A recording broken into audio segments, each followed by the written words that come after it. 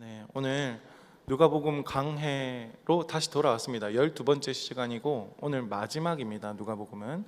그래서 잘 들으시고 같이 함께 말씀을 기억하는 한 주가 되었으면 좋겠습니다. 지금 함께하는 교회에서 저희가 하고 있는 묵상이 어떤 본문이죠?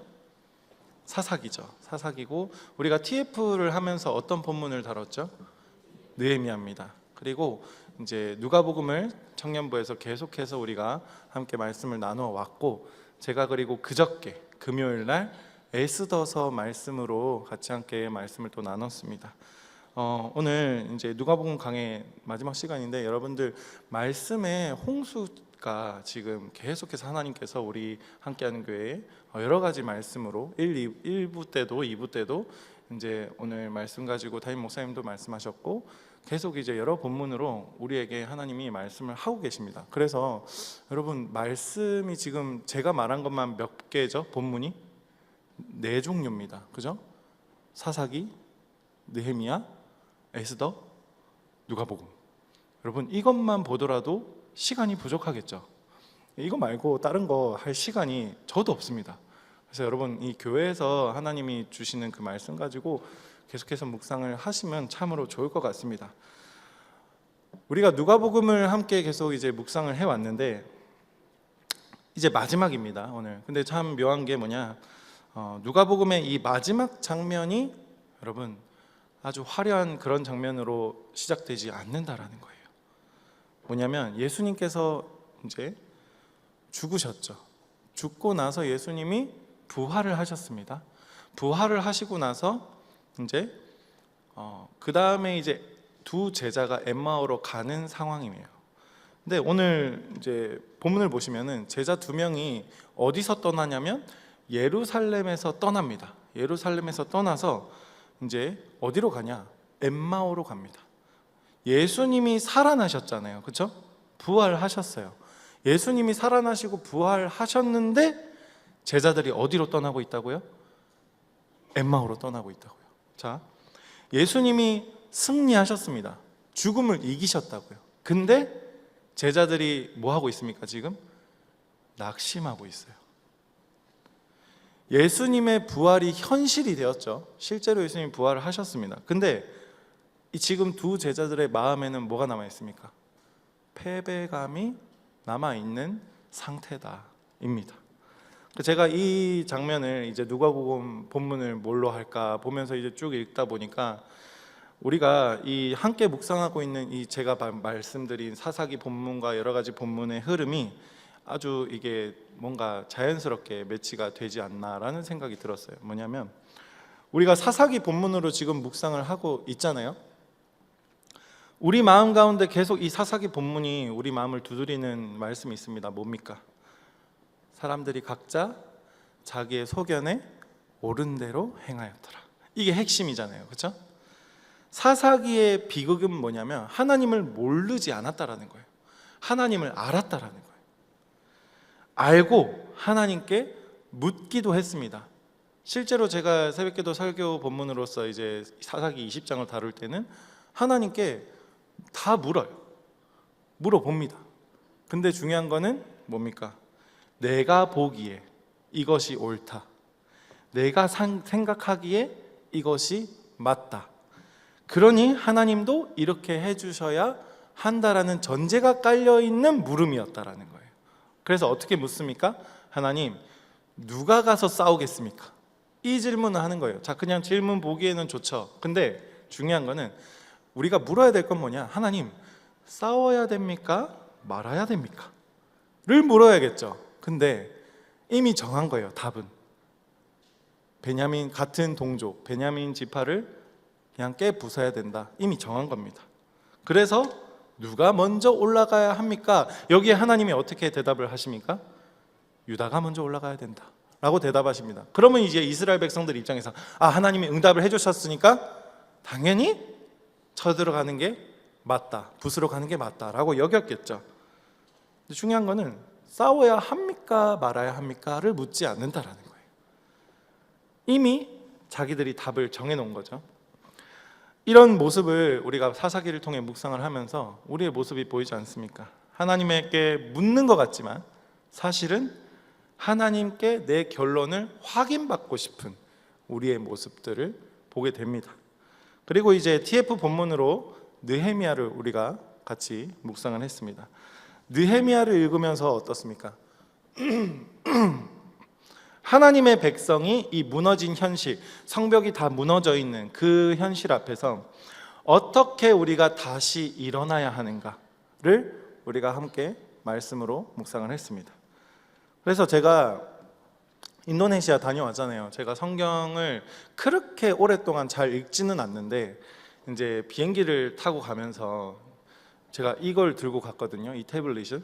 근데 이제 태블릿에 영화가 들어있고 또 이제 말씀 어플이 있잖아요. 보다 보니까 제가 이제 에스더 느헤미야를 계속 설교를 하고 있으니까 그걸 쭉 봤어요. 쉬운 성경으로 읽습니다. 저는 쭉 보는데 읽다 보니까 어플은 계속 지나가는 거예요. 그냥 말씀이 성경책처럼 어느 본문이 다 이렇게 사사기면 사사기라고 안 나와 있고 쭉 이어지거든요. 계속. 보다 보니까는 정신 차리니까는 에스더라는 이름이 계속 나오고 있는 거예요. 그래서 뭐지? 딱 보니까 에스더서인 거예요. 그래서 에스더 그냥 재밌네 하면서 쭉 읽었거든요. 그래서 비행기 안에서 나도 모르게 에스라, 느헤미야, 에스더까지 읽어버리면서 이제 에스더서 본문을 이제 쭉 묵상하고 이제 금요일 날 설교를 했는데 굉장히 에스더서도 재밌습니다. 뭐냐면 에스더서의 특징은 하나님의 이름이 등장하지 않아요. 하나님이라는 단어 자체가 나오지 않습니다. 그리고 하나님이 이제 뭔가 말씀하시는 것도 없어요. 근데 에스더서를 묵상하면은 어떻습니까? 하나님이 너무 분명하게 일하십니다. 궁금하시면 이제 금요예배 설교 자료가 올라오면 들으시고, 여기서 핵심이 뭐냐, 제가 설교했던 것 중에 당시의 왕이 누굽니까? 아하수에로 왕이에요. 크세르크세스. 그 왕이 잠이 오지 않는 거예요. 잠이 오지 않아서 역대 일기를 읽게 되는데 그때부터 역사가 확 바뀌어져 버리거든요. 그러니까 하나님이 한 왕의 잠을 탁 건드시면서 역사를 바꾸십니다. 그래서 그 묵상하는 내용은 이제 설교를 따로 들으시고, 하필 이제 근데 그 왕이 잠자지 않고 역대기를 딱 펴서 보는 순간 이 에스더서의 주인공이 누구냐면 모르드게와 에스더와 하만, 그리고 뭐 이렇게 아하수에로 왕까지 있죠.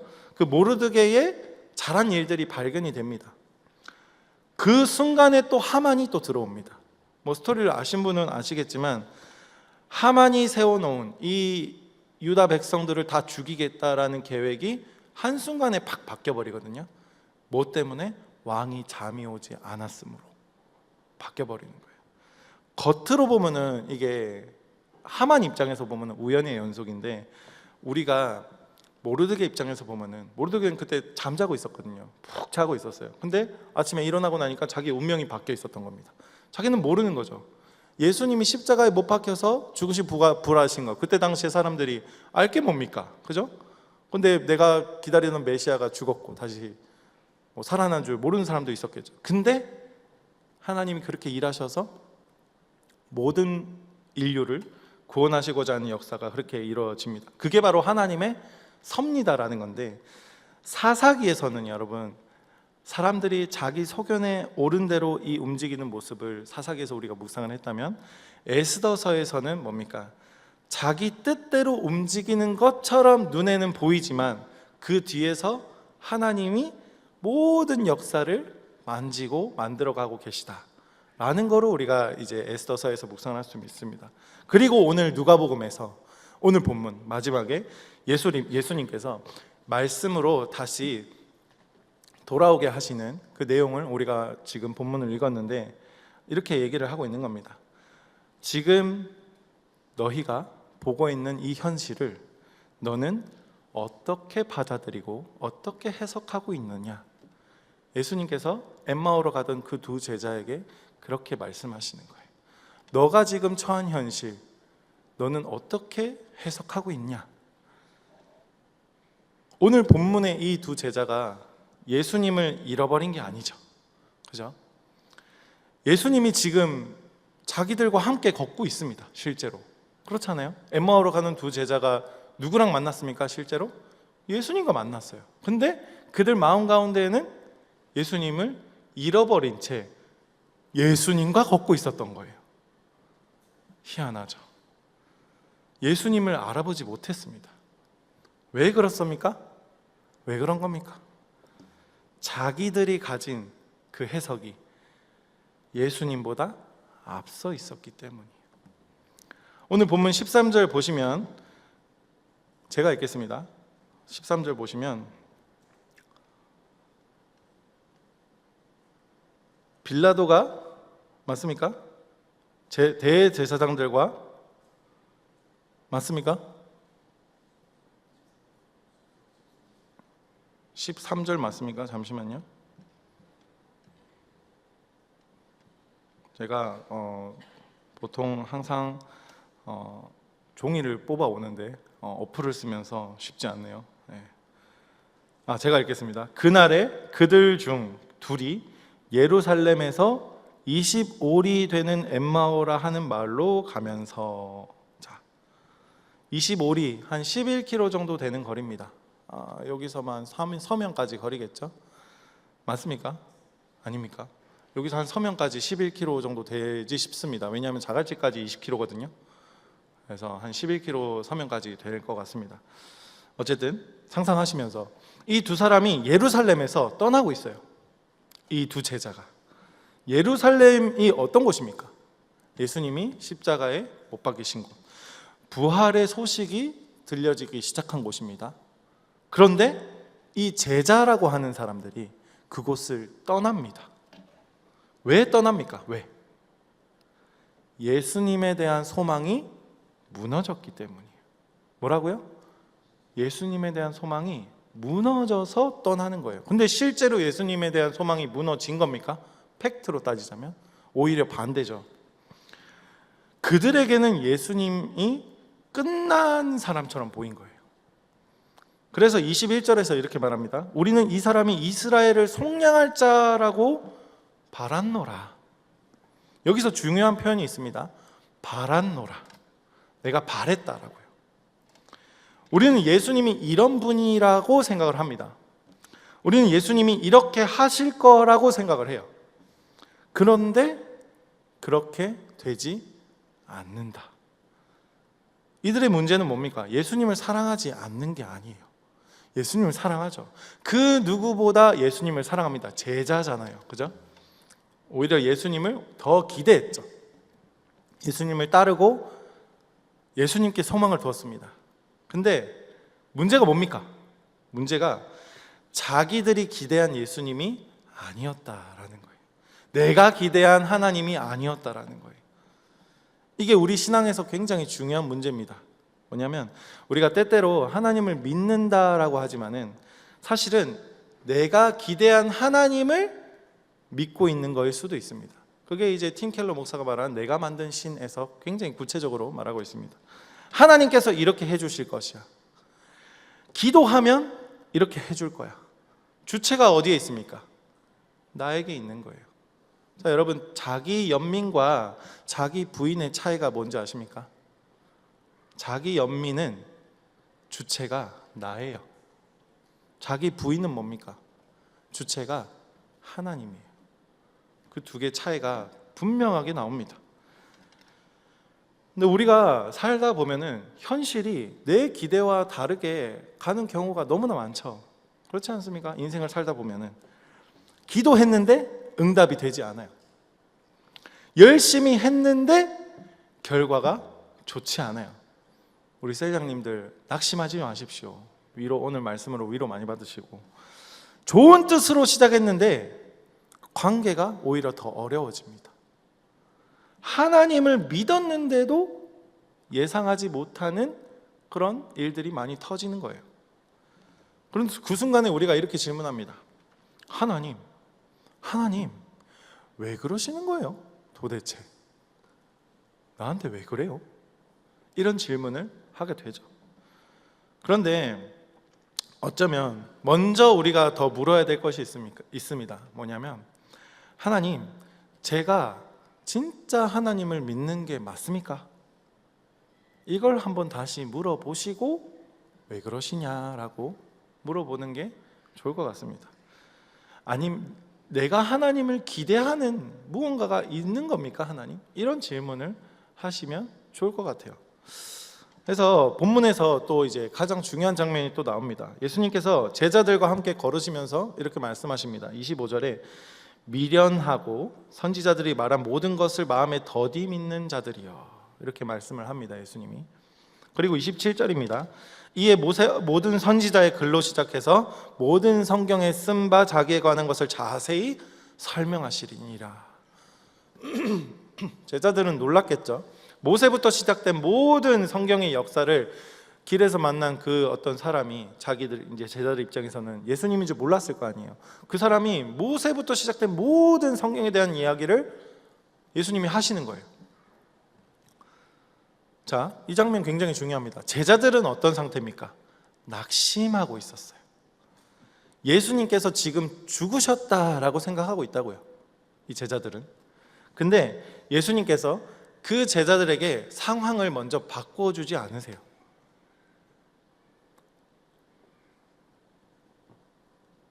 예수님이 제자들한테 이렇게 말씀 안 하신다고요. 걱정하지 마라, 예수가 바로 나다, 이렇게 말씀 안 하고 계시다고요. 지금 대신에 어떻게 하시냐, 성경을 풀어주세요. 성경을. 왜 그렇습니까? 왜 예수님이 성경을 풀어주고 있을까요? 왜? 그들의 가장 큰 문제는 뭐냐? 그들이 처한 상황이 아니었기 때문이에요. 뭐냐면 그들이 가장 큰 문제는 그들이 처한 상황을 본인이 잘못 해석하고 있기 때문이었어요. 그래서 이제 예수님이 말씀을 통해서 그들이 바라보고 있는 상황의 그 시선을 교정을 시켜주는 겁니다. 말씀을 통해서. 너희가 보고 있는 지금 그 십자가를 내가 어떻게 이해해야 되는지 내가 지금 설명해 줄게. 이걸 해주시는 거예요. 내가 예수다라고 안 하고 계시다고요, 예수님이. 너희가 지금 보고 있는 그 기대감, 그 십자가를 너희가 어떻게 이해하고 해석해야 되는지 내가 알려줄게. 이걸 예수님이 지금 하고 계시는 겁니다. 즉 예수님께서 너희 생각보다 하나님의 말씀이 먼저다 라고 이야기하시는 겁니다. 우리는 매일 이제 선택을 하고 살아갑니다. 그죠? 어느 직장을 선택할지, 어떤 사람을 만날지, 어떤 결혼 상대를 또 만날지, 어떻게 내가 살아갈지, 무엇을 붙잡고 살아갈지, 무엇을 포기하고 살아갈지, 그런 것들을 늘 선택의 기로에 놓여져 있습니다. 끊임없이 여러분들 선택하고 살아가시죠. 근데 우리가 거기서 가장 많이 하는 질문이 뭡니까? 하나님이 나에게 바라시는 건 뭘까? 이런 거 많이 생각합니까? 저는 그렇게 많이 생각이 안 되더라고요. 교회 들어오면 생각이 되더라고요. 근데 교회 나가면은 자연스럽게 그 생각이 안 올라오더라고요. 그래서 뭐가 나한테 가장 좋을까? 어디가 더 편할까? 이런 고민을 많이 하고 살아갑니다. 어떤 선택이 나에게 유리할까? 어떤 길이 가장 편하고 성공하는 길일까? 물론 생각을 해야 됩니다. 그 생각하지 말라는 게 아니에요. 무슨 말이냐? 그리스도인이라면 우리가 하는 질문이 거기서 끝나면 안 되고 성경은, 말씀은 내가 하는 그 선택을 어떻게 바라보라고 이야기를 하고 있는가? 말씀이 기준이 돼야 된다는 거예요.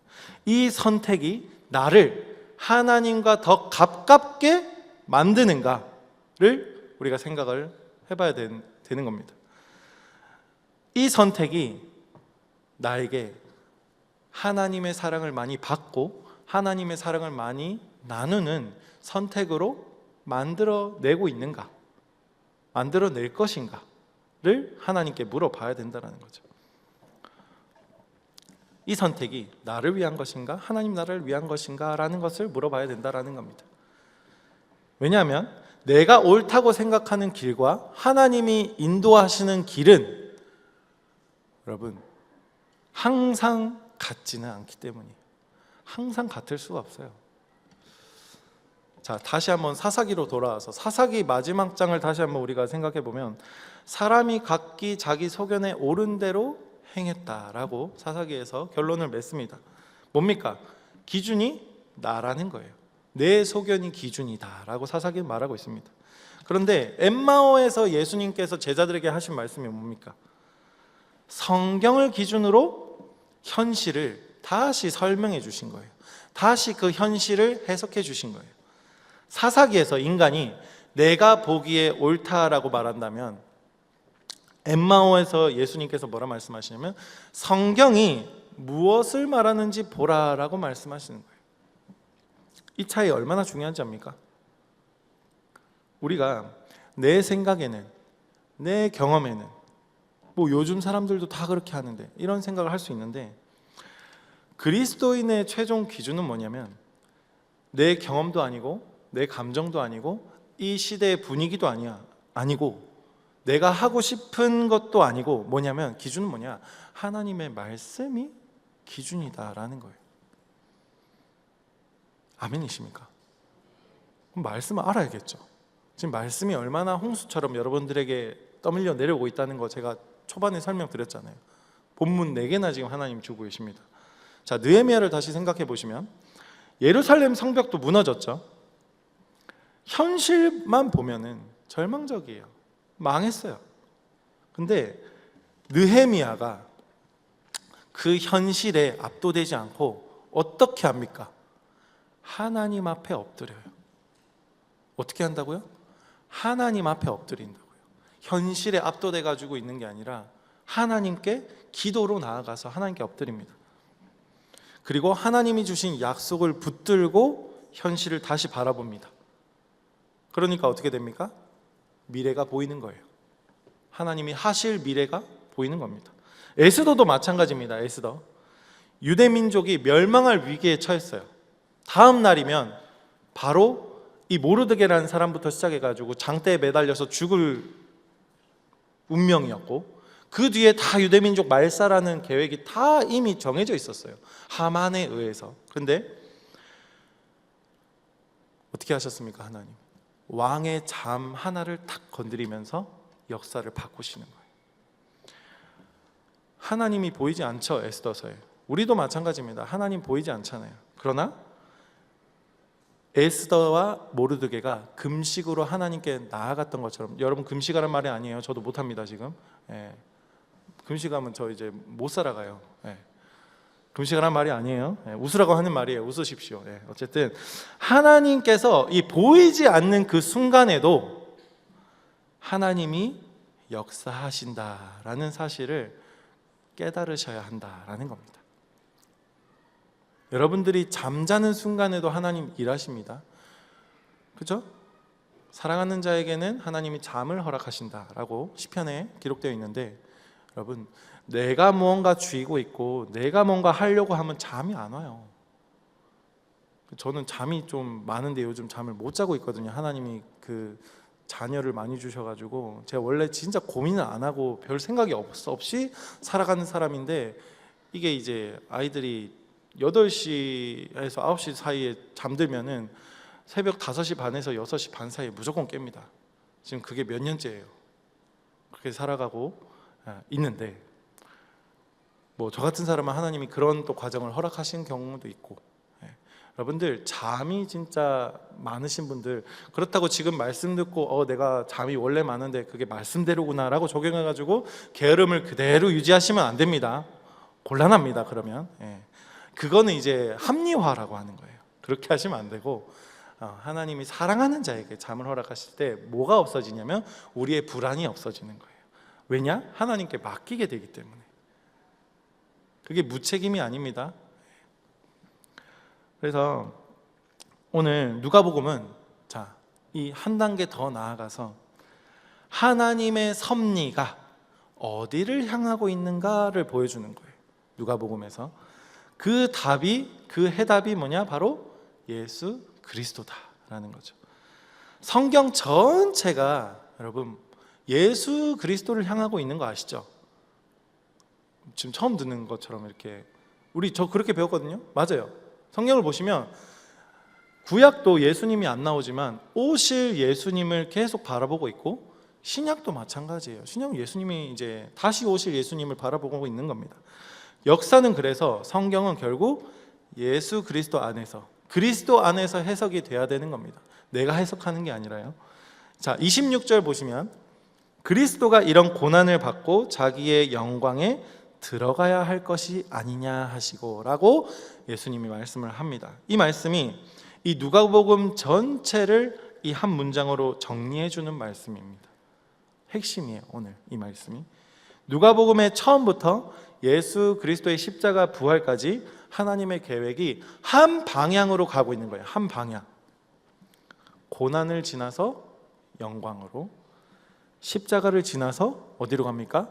부활로 가는 거고, 죽음을 지나서 어디로 갑니까? 생명으로 가는 겁니다. 낮아짐을 지나서 높아지는 것으로 가는 겁니다. 제자들이 보기에는 어떻습니까? 이 엠마오로 가던 두 제자가 보기에는 끝난 거예요. 망한 거예요. 근데 하나님 입장에서 보면 뭡니까? 이 사건이 목적지로 가는 길이었다라는 겁니다. 이게 우리에게 진짜 엄청 중요한 겁니다. 왜냐? 하나님께서 우리의 삶에서 일을 하실 때 항상 여러분 우리가 생각하는 대로 편하게 해주시면 좋겠죠? 그렇잖아요. 근데 편하게 해주시는 대로 우리가 살면 어떻게 되냐? 과보호로 자라는 거예요. 항상 우리가 기대하는 바대로 하나님이 부응을 해주시면 우리는 그냥 허수아비처럼 자랄 겁니다. 그래서 어려움이 생겼을 때 못 일어납니다. 하나님께서 때로는 우리가 이해하지 못하는 길로도 인도하시기도 하고 그런 방향으로 인도하시기도 합니다. 어떻게 하시냐? 기다리게 하시고 때로는 포기하게도 하시고 때로는 낮아지게도 하시고 돌아가게도 하십니다. 근데 그 길의 끝은 뭐냐? 하나님이 인도하신다면 하나님께서 아시고 하나님이 이끌어 가신다라는 거예요. 그래서 믿음은 뭐냐? 내가 이해해야 믿겠다가 아니라 뭐냐면 하나님이 이미 다 아시기 때문에 믿겠다가 돼야 됩니다. 하나님, 그게 바로 뭐냐? 언약이에요. 언약. 우리 언약 공동체라고 하잖아요. 하나님이 언약, 약속을 해주셨어요. 그걸 누가 지킵니까? 하나님이 지키신다라는 거예요. 그걸 우리가 믿는 거예요. 나는 연약해서 나는 잘 까먹어요. 하나님 절대 안 까먹으세요. 물론 우리의 죄들은 하나님이 기억 안 하시겠다라고 하셨어요. 그렇지만 그게 전제가 있죠. 우리가 그리스도를 영접하고 자녀가 되었을 때 하나님 절대 기억 안 하십니다. 32절 다시 볼까요? 32절. 그들이 서로 말하되 길에서 우리에게 말씀하시고 우리에게 성경을 풀어주실 때에 우리 속에서 마음이 뜨겁지 아니하더냐. 오늘 말씀 마지막인데 여기서 예수님께서 성경을 풀어주십니다. 성경을 풀어주실 때 제자들이 단순히 지식만을 얻은 게 아니에요. 마음이 어떻게 됩니까? 뜨거워집니다. 여러분 새가족 행복학교 들으신 분들 어떻습니까? 마음이 뜨거워지는 경험을 하셨습니까? 네, 감동이 있죠. 뭔가. 자, 단순히 정보를 얻은 게 아니에요. 이 말씀이 자신들의 상황을 해석하기 시작한 거예요. 내가 내 경험과 내 생각이 나의 처한 상황을 해석하는 게 아니라 말씀이 해석하기 시작하는 겁니다. 그래서 무슨 깨달음이 있냐? 아, 그래서 십자가가 그랬구나. 아, 십자가가 그런 거구나. 아, 예수님이 죽으셔야 했구나.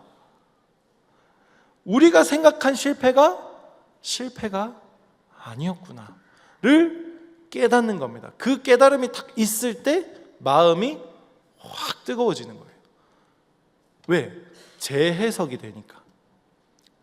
여러분들 그런 경험 있지 않으십니까? 어릴 때 내가 겪었던 것들, 특히 자아상 하면은 이제 재해석이 딱 되는 순간 완전 유력합니다. 하나님이 나를 이렇게 사랑하셨다고? 저 어릴 때 어떤 경험이 있냐면 아빠 엄마랑 이제 떨어져서 살았어요. 저 어릴 초등학교 4학년 때부터 중3 때까지 부산의 당리동에서 살았는데 매일 밤마다 이제 벽을 바라보면서 울면서 잠들었어요. 거의 매일. 제가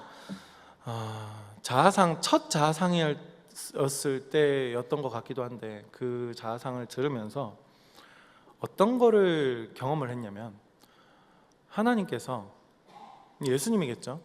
제가 그 어린 초등학교 4, 5학년 때 침대에 누워서 추워가지고 이불 덮어가지고 내 체온으로 이렇게 따뜻하게 만들어서 잠들 그 시절에 울면서 벽보면서 잠들 때 예수님이 내 등 뒤에 계셨더라고요. 그때 여러분, 상황은 변하지 않았어요. 그런데 말씀이 누굽니까? 예수님입니다. 예수님이 내 등 뒤에 계셨다. 나와 함께 울고 계셨다라는 겁니다. 내가 믿는 그 예수님, 여러분의 예수님입니다. 그리고 그 예수님께서 지금도 우리와 함께 하고 계시는 거예요. 그래서 하나님께서 처음부터 일하고 계셨구나. 지금도 일하고 계시는구나. 이 깨달음이 이 제자들의 마음을 뜨겁게 한 것이고 우리들의 마음을 뜨겁게 만들어 주는 거예요. 그래서 우리가 말씀을 읽는 이유가 여기에 있는 거예요. 성경 지식을 쌓기 위해서 말씀을 읽는 게 아니고 말씀으로 내 인생을 다시 보기 위해서예요. 하나님이 나를 왜 태어나게 하셨는가? 저 어릴 때 진짜 친구들 많이 놀렸거든요. 왜 태어나니? 진짜 많이 했어요. 어릴 때 놀린다고, 장난꾸러기라 가지고. 근데 실제로 하나님이 나를 왜 태어나게 하셨는가? 왜 이 땅에 존재하게 하시는가? 그거를 말씀을 통해서 재해석되고 깨달아지니까 진짜 살맛이 나더라고요. 그게 이제 시작이죠. 어쨌든 말씀으로 내 실패를 다시 보고, 말씀으로 관계를 다시 보고, 말씀으로 내 꿈을 다시 보고, 말씀으로 내 상처를 다시 보고, 말씀으로 내 미래를 다시 보게 될 때, 여러분, 그때 마음이 뜨거워지는 거예요. 우리가 성경을 읽으면서 성경이 내 생각, 나의 그 의도하는 바를 지지해 주기를 원할 때도 있습니다. 이제 성경을 읽다 보면은 내가 이 일이 하는 게 맞겠지?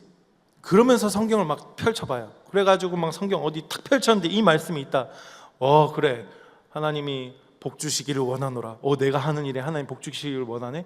그래가지고 막 이제 하나님 뜻이다라고 생각해가지고 하시는 분들 없겠죠? 네, 없는 줄 있습니다. 뭐 그런 거 있잖아요. 막 이번 이제 연말 다 돼가면은 나중에 또 말씀 카드 이제 담임 목사님 그거 안 할지도 모르겠지만 어쨌든 말씀 카드 뽑으면 이 말씀이 나에게 1년 동안 주시는 말씀이다. 막 이렇게 생각해가지고 그 말씀만 붙들고 막 이 말씀 지켜보려고. 근데 뭐 며칠 갑니까? 뭐 냉장고에 붙여놓기도 하고 막 이렇게 하는데 어쨌든 그게 중요한 게 아니라 성경은 내 생각을 깨뜨리고 하나님의 생각으로 우리를 만드는 책이 바로 성경책이다라는 거예요. 내 생각을 하나님께 관철시켜서 하나님이 뭔가 램프의 요정처럼 나의 뜻을 허락해 주시거나 도와주시는 게 아니라는 거예요. 말씀은 내가 옳다고 생각했는데 틀렸을 수도 있구나를 깊이 깨닫게 하는 게 말씀이에요. 내가 옳다고 생각한 거, 저 사람 답이 없네. 근데 말씀을 보다 보니 내가 답이 없네. 내가 미워하던 사람을 사랑하라고 하네. 근데 말씀이 나 자신을 사랑하지 않으면은 이웃도 사랑하지 못한다 그러네. 내가 붙들고 있는 것을 내려놓으라 그러네. 말씀이 내가 복수하고 싶은데 용서하라 그러네. 너가 용서받았으니까. 내가 자랑하고 싶은데 낮아지라 그러네. 내가 세상의 기준을 따라 성공하고 싶은데 먼저 하나님 나라와 의를 구하라고 하네. 말씀이 우리에게 그렇게 계속해서 알려주고 있는 겁니다. 그래서 말씀을 통해서 우리가 변화하는 게 항상 달콤하지 않습니다. 여러분, 교회 오늘 그 방문하신 분 한 분 계신 줄 아는데 죄송합니다. 우리 교회 오시면 항상 여러분들 복 받으라고 하는 게 아니라 우리가 죄인이라고 하는 거예요. 하나님께서 그치만 사랑하기 때문에 자녀를 부르신 건 줄 믿습니다. 우리 가장 중요한 또 장면이 있습니다. 말씀은 32절로 끝났는데 33절에 보시면 곧 그때로 일어나 예루살렘에 돌아가 보니 라고 되어 있습니다. 자, 아까 이 제자들이 어디로 가고 있었습니까? 엠마오로 가고 있었죠. 근데 지금은 어디로 갑니까? 이제 다시 돌이켜서 예루살렘으로 돌아가고 있습니다. 이게 오늘 말씀의 핵심입니다. 말씀이 열리면, 여러분, 말씀이 내 생각과 내 해석을 바꿔버리면 우리의 방향이 바뀌는 거예요. 생각의 방향이 바뀌는 거예요. 여러분, 출애굽을 한 이스라엘 백성들이 몸은 출애굽했지만은 생각은 여전히 애굽에 남아 있는 거, 방향이 바뀌지 않았기 때문이죠. 말씀이 열리면 여러분 방향이 바뀌는 겁니다. 그리고 예수님이 누구신지 다시 보게 된다면 발걸음이 바뀝니다. 처음에는 제자들도 실망해서 떠났어요. 엠마오로 가고 있었어요. 그런데 말씀을 만나고 말씀을 듣고는 다시 예루살렘으로 돌아갔다라는 거예요. 오늘 말씀이 그렇게 보여주고 있습니다. 처음에는 공동체를 떠났습니다. 그런데 다시 말씀을 듣고 나니 공동체로 돌아오는 겁니다. 처음에는 다 끝났다. 내 사명도 끝났고 잘 모르겠고 다 끝이다 라고 생각했습니다. 그런데 말씀을 만나고 나니까 다시 사명의 자리로 돌아갑니다. 이게 진짜 은혜다라는 겁니다. 여러분, 다른 것이 은혜가 아니라 말씀을 만난 것이 은혜인 줄 믿습니다. 예수님을 만난 사람은 단순히 기분만 좋아지지 않습니다. 그냥 기쁘고 그런 게 아니라 방향이 바뀌는 거예요. 그러면 어떻게 됩니까?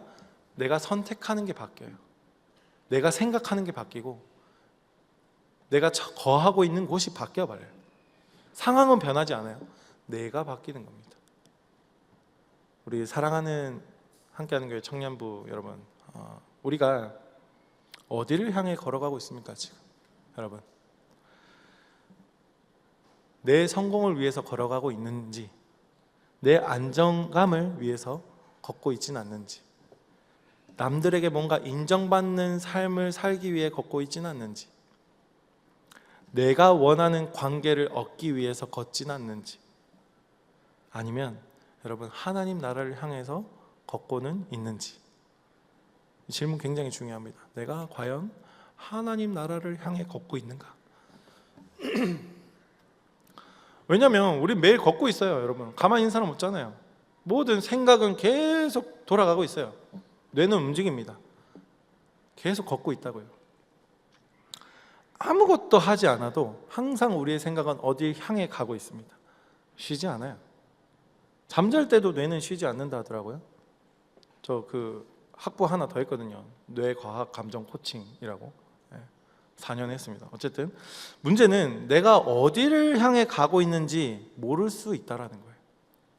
어디를 향해 가고 있는지 인지가 안 될 수 있다라는 거예요. 엠마오의 이 두 제자도 걸어는 가고 있었어요. 근데 방향이 잘못됐죠. 그죠?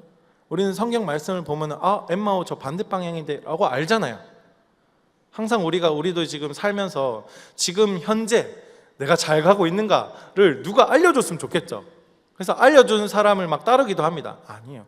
말씀 가운데 찾으셔야 됩니다. 말씀에서 여러분 하나님이 해석하게끔 우리가 말씀으로 들어가야 됩니다. 사람을 바라보면 실망할 수밖에 없어요.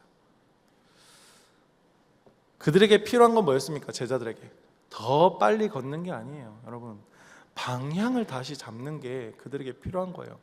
빨리 걸어가면 빨리 어디로 갑니까? 엠마오로 빨리 갔겠죠. 그죠? 빨리가 중요한 게 아니에요.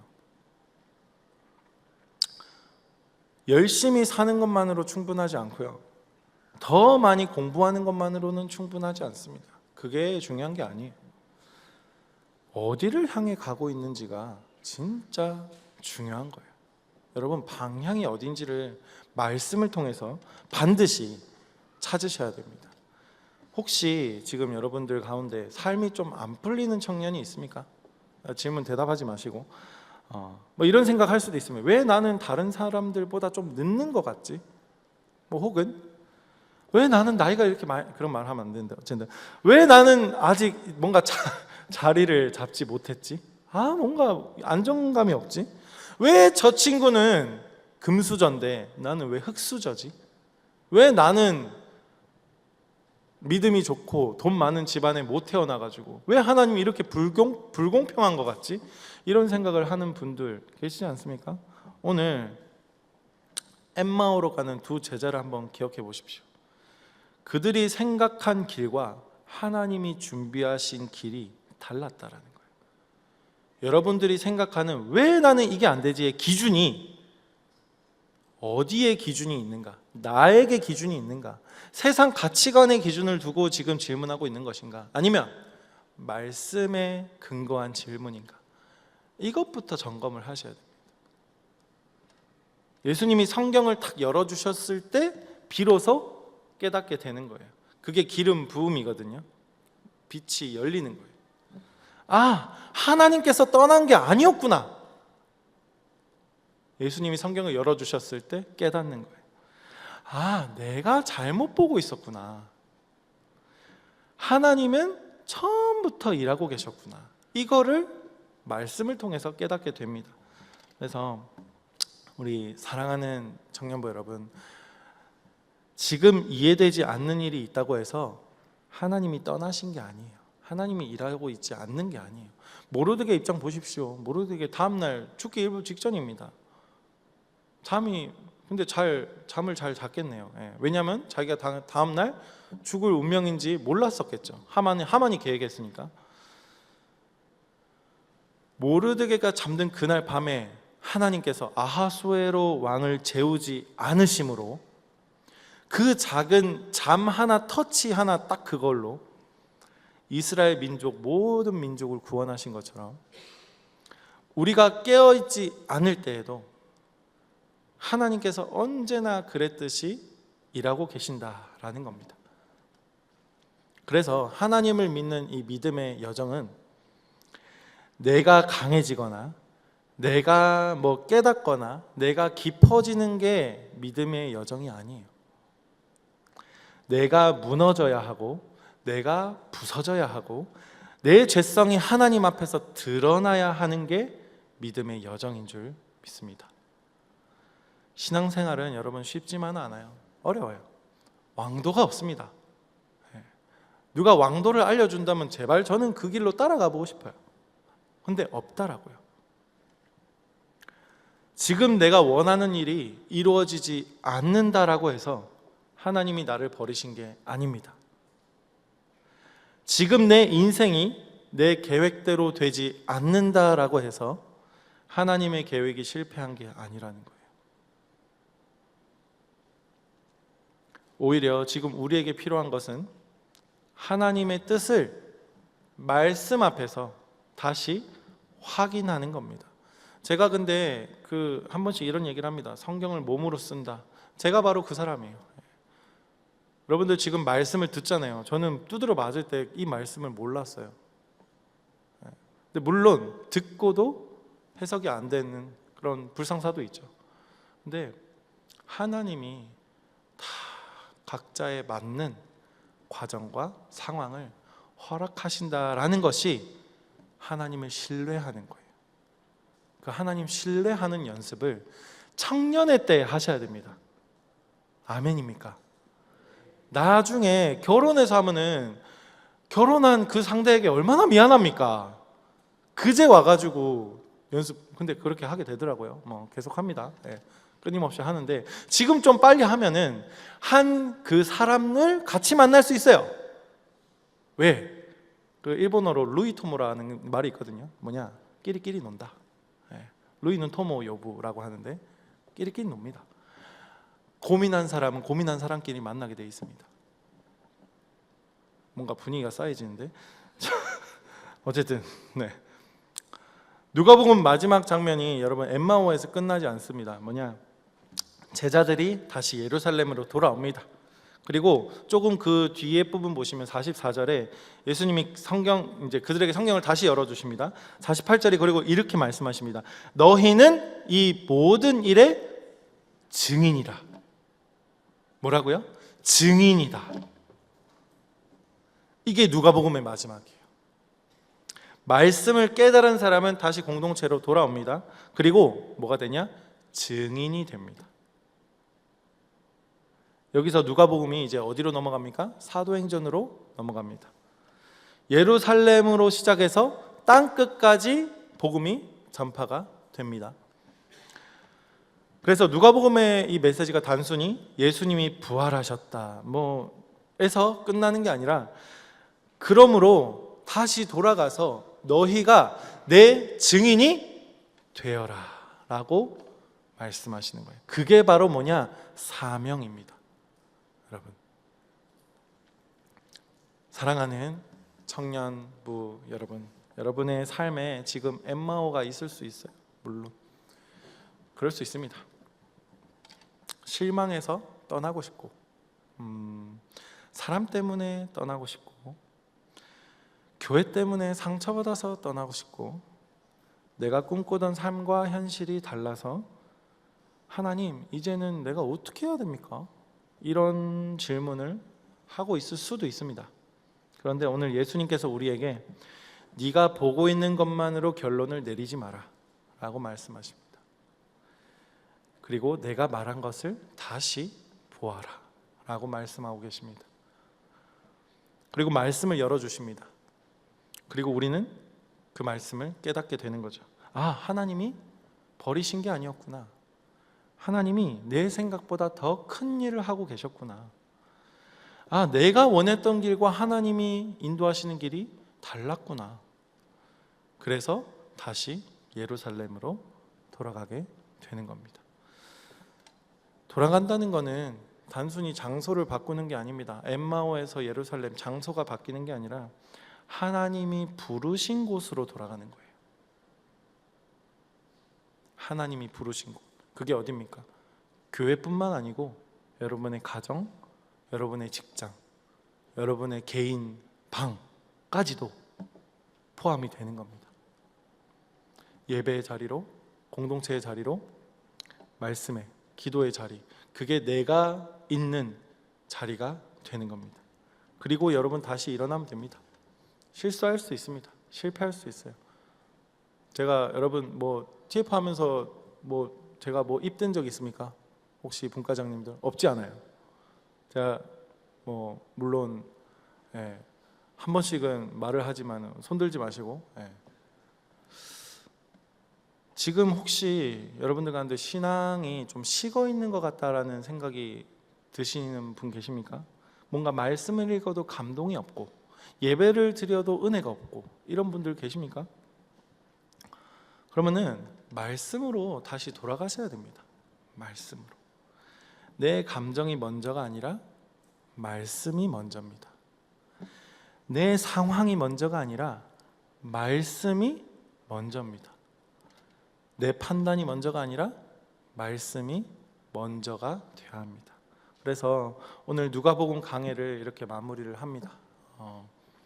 누가복음 전체를 제가 다 설명하지는 못했지만은 마지막에 한 가지는 분명히 기억하고 왔으면 좋겠습니다. 뭐냐면, 예수님께서 우리 삶에 원하시는 건 뭐냐?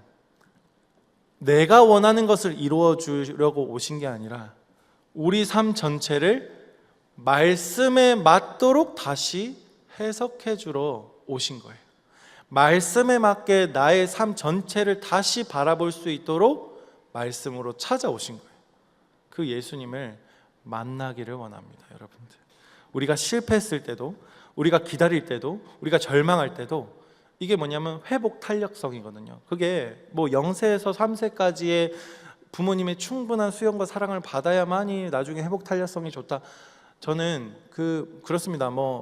상담 심리학적으로 그럴 수 있지만 저는 복음의 능력이 더 강한 줄 믿습니다. 여러분, 지금에서라도 예수님 만나고 하나님 만나면 그 0세부터 3세까지 어떤 큰 사랑을 받았던 아이보다 더 큰 회복 탄력성으로 변화될 수 있을 줄 믿습니다. 그리고 우리가 이제 그렇게 회복이 되고 나면은 주님께 항상 이렇게 물어야 됩니다. 주님, 제가 이 상황을 주님이 나에게 왜 주셨습니까? 내가 그리고 무엇을 물어봐야 됩니까, 주님? 이런 기도가 여러분들에게 있었으면 참 좋겠습니다. 그리고 이 질문 마지막,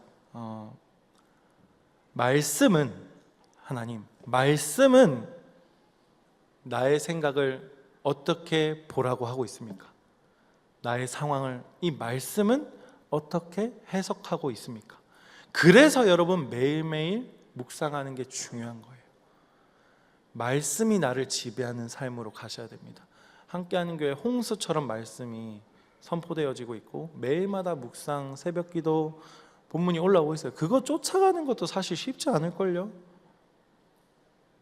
기본을 우리가 하면서 하나님과 동행하는 우리 사랑하는 청년부 여러분들이 되었으면 좋겠습니다. 그래서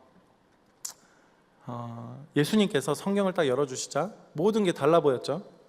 십자가가 다시 보이고 고난이 다시 보이고 예수님이 다시 보였습니다. 여러분, 예수님이 여러분들의 생각을 말씀으로 열어주시면 교회가 다시 보이고 청년부가 다시 보이고 셀이 다시 보일 줄 믿습니다.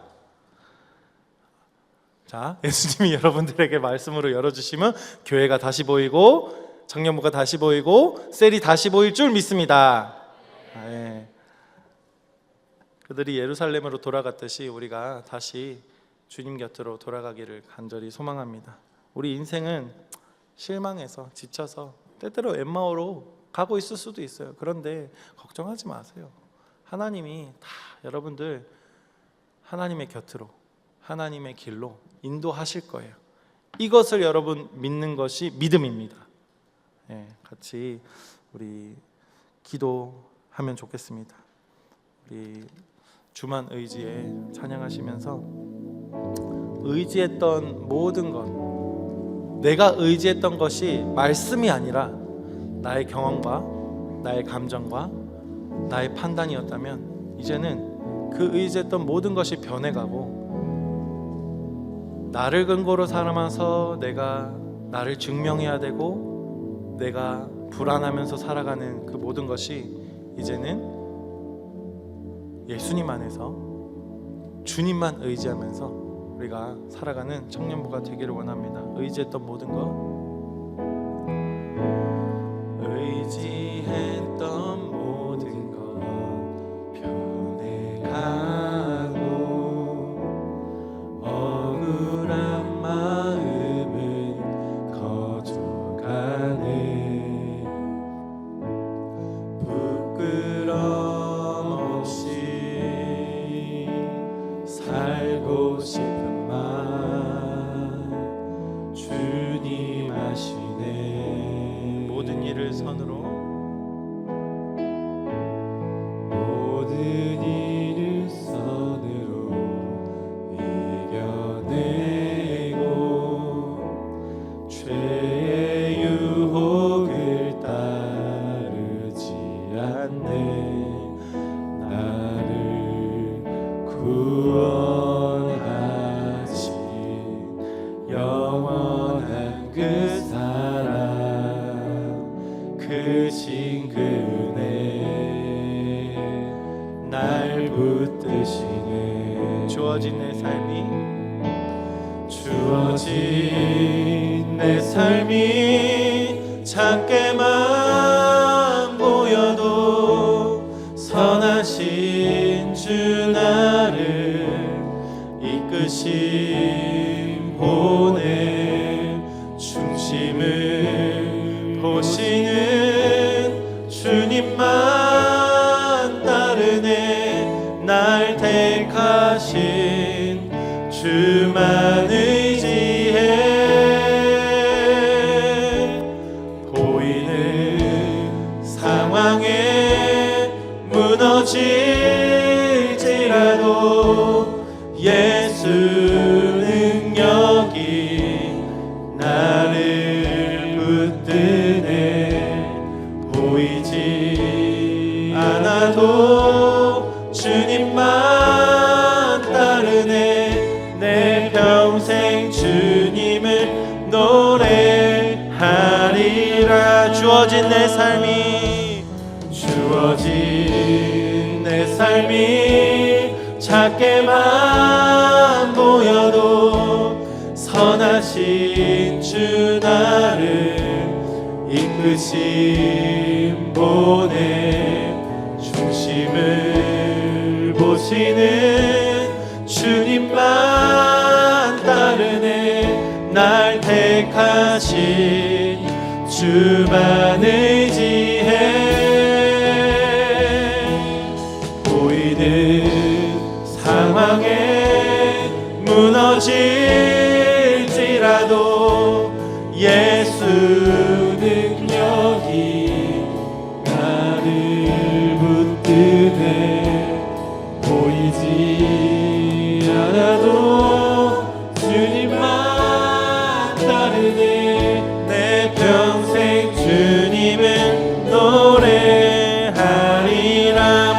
찬양합니다. 주어진 내 삶에 주어진 내 삶이 작게만 보여도 선하신 주 나를 이끄심 보내 중심을 보시는 주님만 따르네 날 택하신 주만을 지혜 보이는 상황에 무너질지라도 예수 능력이 나를 붙드네 보이지 않아도 주님만 따르네 내 평생 주님을 노래하리라.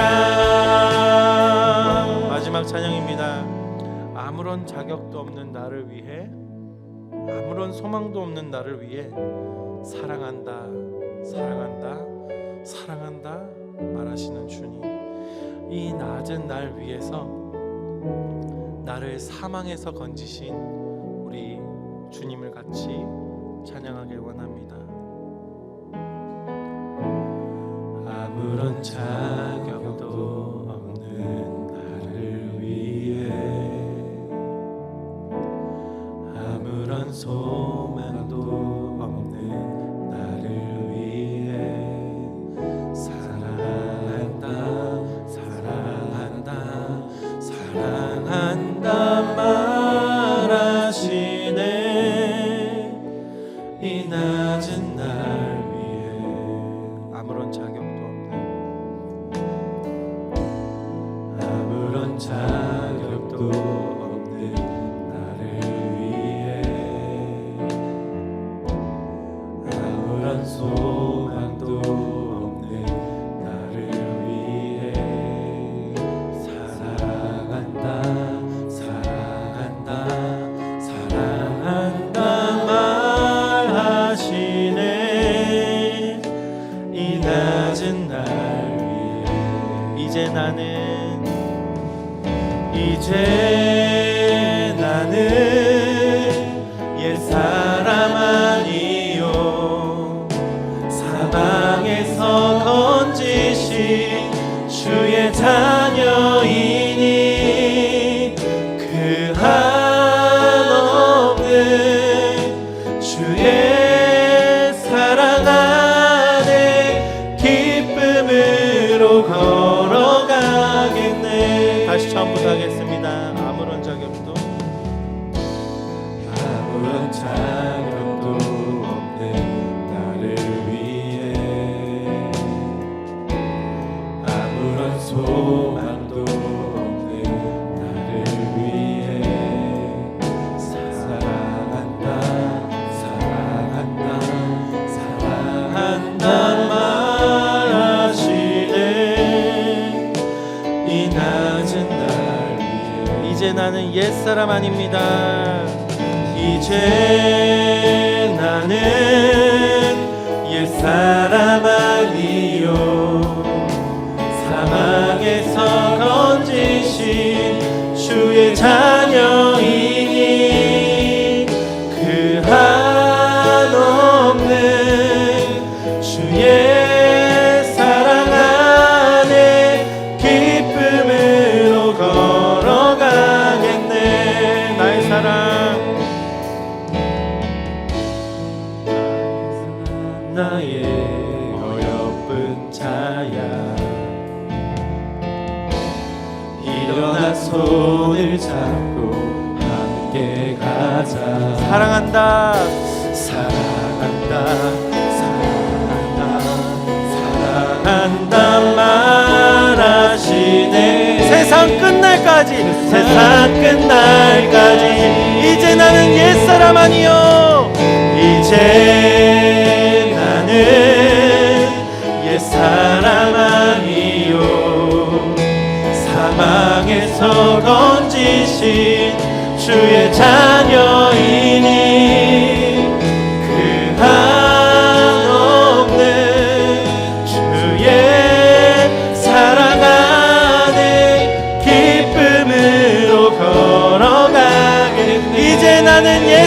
사람아니요 이제 나는 옛사람 아니요 사망에서 건지신 주의 자녀이니 그 한없는 주의 사랑 안에 기쁨으로 걸어가겠네. 우리 주여 한번 외치시고 기도하실 때 하나님 나를 선택해 주심에 감사합니다. 아버지 그 하나님 주님의 사랑 안에서 내가 이 말씀 가운데 나의 상황을 다시 해석하고 말씀 가운데 나의 생각을 다시 해석하게 하여 주시옵소서. 우리 주여 한 몸 외치시고 기도하시겠습니다. 주여 주님 말씀이 나의 생각을 살아가게 인도하여 주시옵소서. 아버지 말씀이 나의 상황 가운데 찾아올 수 있도록 성령 임일하여 주시옵소서. 아버지 나의 생각과 나의 그 감정은 아버지 타락한 채로 이곳에 이 땅에 머물러 있지만은 하나님 그것을 허용하시고 허락하셔서 말씀으로 다시 돌이키길 원하시는 하나님 아버지 예수 그리스도의 그 말씀 가운데 나의 삶과 나의 생각과 나의 모든 감정들이 다시 재해석되어서 하나님 앞에 굴복되어지게 하여 주시옵소서. 이제 나는 옛사람 아니요 사망에서 건지신 주의 자녀이니 그 한없는 주의 사랑 안에 기쁨으로 걸어가겠네. 하나님께서 우리에게 내 아들아, 내 딸아, 잘 견디고 있다라고 말씀해 주십니다. 하나님께서 우리에게 내 아들아, 내 딸아, 고맙다라고 말씀하십니다. 하나님이 그렇게 우리를 사랑하시니 우리가 말씀 가운데 그 하나님의 사랑을 끝까지 붙잡고 발견하고 같이 함께 살아가길 원합니다. 우리가 이제 또 계속해서 40기 청년부도 진행될 예정입니다. 그 가운데 하나님께서 세우신 리더들을 통해서 하나님이 또 새로운 바람을 물결을 만들어 가실 겁니다. 여러분 두려워하지 마시고 모든 것이 하나님의 섭리 가운데 있음을 믿으시고 당당하게 신앙생활 하시기를 바랍니다. 우리가 또 이렇게 작은 예물을 들고 왔습니다. 주님께서 주신 믿음으로 부족하지만 작은 예물 하나님께서 기뻐 받아주신 줄 믿습니다. 내가 아무리 노력해도 아무리 애써도 하나님의 발끝도 다가갈 수 없는 존재임에도 하나님께서 나를 허용하시고 나를 부르셔서 말씀으로 인도하여 주시니 너무나 감사드립니다. 그 하나님 안에 우리가 사랑을 많이 누려서 우리가 그 사랑을 받은 만큼 흘려보내고 전하기를 원합니다. 주님, 마지막까지 우리를 붙잡고 놓지 않으시는 분이 다른 어떤 사람도 아니고 하나님이신 줄 믿습니다. 나를 끝까지 용납하시고 용서하시고 사랑하시는 주님 너무 감사드립니다. 나의 생명을 끊지 않으시고 붙잡으시는 하나님 너무나 감사드립니다. 그 하나님께 영광 올려드립니다. 모든 영광 주님께서 홀로 받아 주시옵소서. 이 모든 기도와 오늘 예배 하나님께 올려드립니다. 예수님의 이름으로 기도합니다. 아멘. 지금은 하나님의 놀라우신 큰 은혜와 예수 그리스도의 사랑과 성령의 교통하심이 오늘 엠마오로 가던 우리를 예루살렘으로 옮기시는 그 말씀 가운데 끝까지 하나님의 사랑으로 붙잡고 놓지 않는 그 하나님 안에 지금으로부터 영원토록 항상 함께 있을지어다. 아멘.